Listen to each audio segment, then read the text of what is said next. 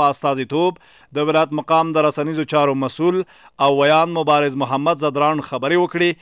نوموړي د ولایتي ادارې د مشرتابه په استازیتوب ټولو ګربزو ته د روغتیایي مرکز د عملي چارو د پیل له امله مبارکي ورکړه او یاده پروژه یې د ګربزو په سیمه کې ډیره مهمه او حیاتي وبلله. ده وویل د ګربزو ولسوالي چې یوه پراخه سرحدي ولسوالي ده د خوست ولایت لپاره د یوې مهمې دروازې په توګه ستراتیژیک اهمیت لري. همدا وجه ده چې ولایتي ادارې دغه ولسوالۍ ته ډیره پاملرنه کړې ده. د بیلګې په توګه د غلام خان بندر د ترانزیت لپاره د ګمرکي تاسیساتو او همداشان په یاده سیمه کې د سرحدي پولیسو لپاره د کمیسرۍ جوړولو یادونه وکړه چې د افغانستان په کچه ډیرې مهمې او سترې اقتصادي پروژې دي. د نوموړي په خبره یو شمېر شرکتونه چې پروژې په خپل وخت سره بشپړې نه کړي نو هغه وخت بیا موسمي او امنیتي ستونزې بهانه جوړوي چې د په خبره په خوست کې امنیتي وضعیت ډاډمن او موسم یې په اوړي ژمي کې د دې وړ دی چې د بیا رغونې هر ډول کارونه پکې په اسانۍ سره ترسره شي.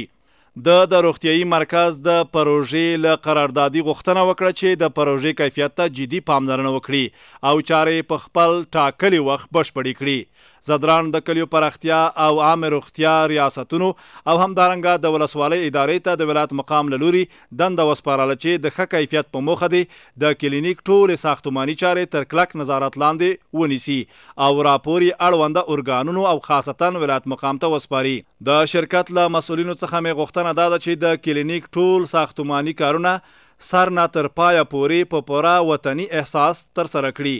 د کار کیفیت په ښه شکل مراعات کړي. همداشان د عامه روغتیا ریاست د ګربزو د ولسوالۍ اداره او تاسو په خپله ولس هم د دې کار څخه وخت په وخت نظارت وکوئ.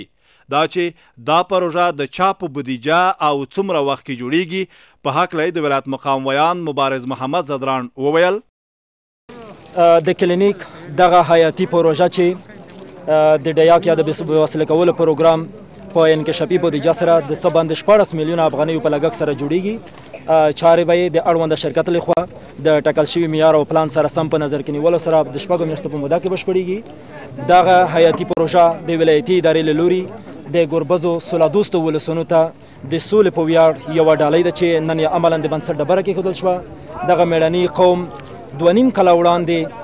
په خپله ولسوالۍ کې د قومونو ترمنځ د پیړیو راهیسې شته شخړې او جنجالونه په مکمل ډول پای ته ورسول. د هغه وخت سپک او درنه ساله یې د ډیاک د وسیله کولو پروګرام ته وسپارله. په همدې اساس ولایتي ادارې د خپلو هڅو په ترسره کولو سره دغه ولسوالي د سولې په نوم ونوموله. بنان د همدې په ویاړ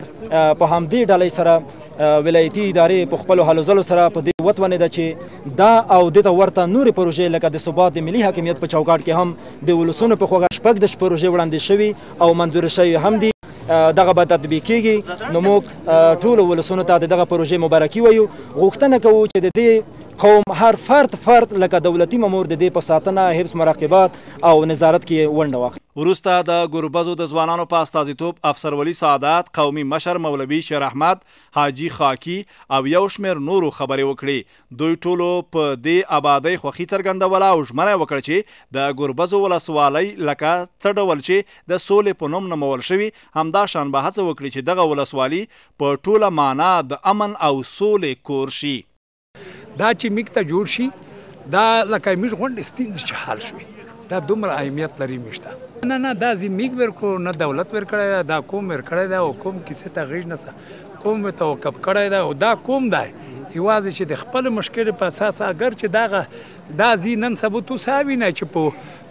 شپېته لاکه اویا لاکه روپۍ خرڅېږي خو موږ د 2 جره به زی مقصد دی ته وقف کړو کیسې ته غېږ نه کوم دو چې دا کوم د مارکیټ نه وي جوړ کړی چې د کلینیک ورته جوړ شي د ابرو مو خوندي شي ذات مو خوندي شي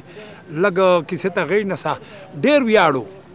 او ډېره خوښي څرګندوو د والي صاحب نه او د نر نه چې دغه مقصد شکه نه په میږي زړه خوږي وکړه او موږ ته مقصد شاید دومره بهترین کلینیک وکړو چې په خوست کې ساره نشته. کلینیک خو موږ څلور کومې په مابین کې دی ډېر زیات ارزښت لري ځکه چې یو غریب سړی کړای شي چې په پښه باندې روشي دوله یو بیمور روالي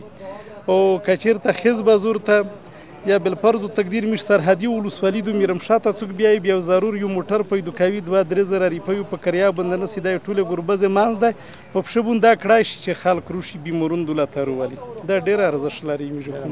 وروسته تللي پلاوي ملکي او نظامي چارواکي ګڼ شمېر دیني عالمان قومي مشران او ځوانان د ملي اتڼونو په بدرګه سره ټاکل شوي ځای ته ولاړل او هلته یې د روغتیایي مرکز د جوړېدو په موخه د بنسټ ډبره کېښوده او کار یې رسما پیل شو.